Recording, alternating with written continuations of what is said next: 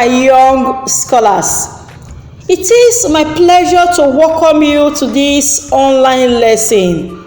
In this class, I will be reviewing the poem Mother-in-Law by Jane Ogbuji with you. Take a look of how these lines are arranged. The lines do not run from margin to margin. This is how a poem should appear when written on paper. These are the first two stanzas of the poem. Take note of how stanza 1 is separated from the next stanza. This is stanza 3 of the poem, and this is the last stanza of the poem. Content analysis. What is the poem all about? Mother-in-Law is a poem of lamentation. The poet persona, that is, the speaker in a poem, is not happy. She feels very bitter. She is frustrated, not because her husband maltreats her, no, but because of the ordeal that she has to go through in the hands of her mother-in-law. By virtue of marriage, her mother-in-law is supposed to be a second mother to her, who should care for her.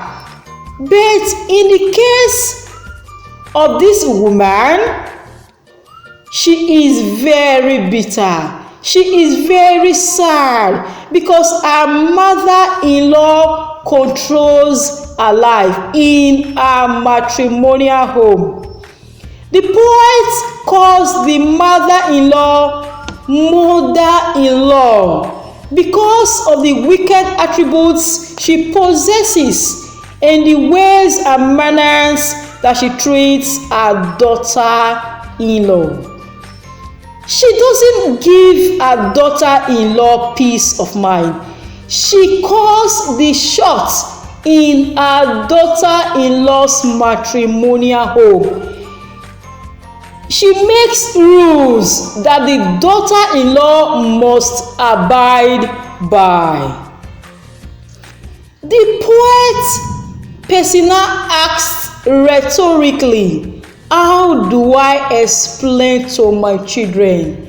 How do I tell them that I have to bear and undergo this type of maltreatment from their grandmother, who happens to be my mother-in-law? Do you still recall what a rhetorical question is? She dishes rules and forces them down my throat. The mother-in-law even goes as far as telling her the number of children she is to have. She tells her when to go to the market.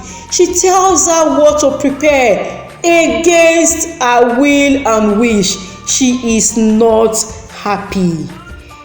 She therefore sees her mother-in-law as a dictator.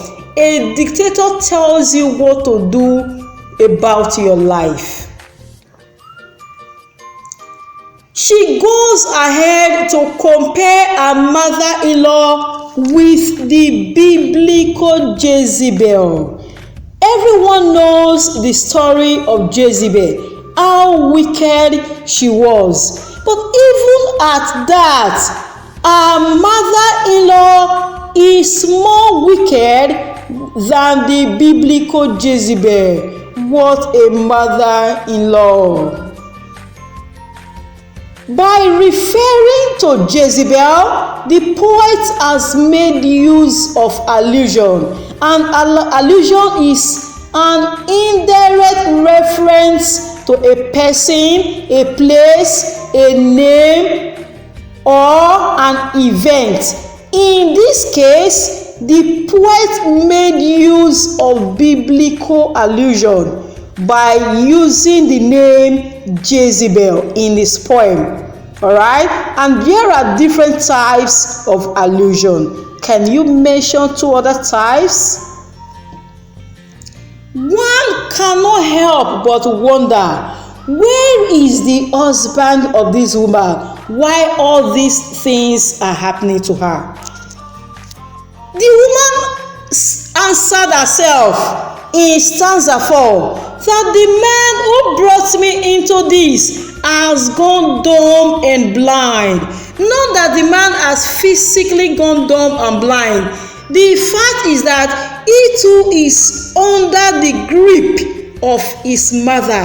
He does not have a say in his own home, thereby compounding the problems of his wife. Alright, it is on this note that I bring the lesson to a close. Further discussion will be carried out in our physical class. Alright, from me it is goodbye until I see you again.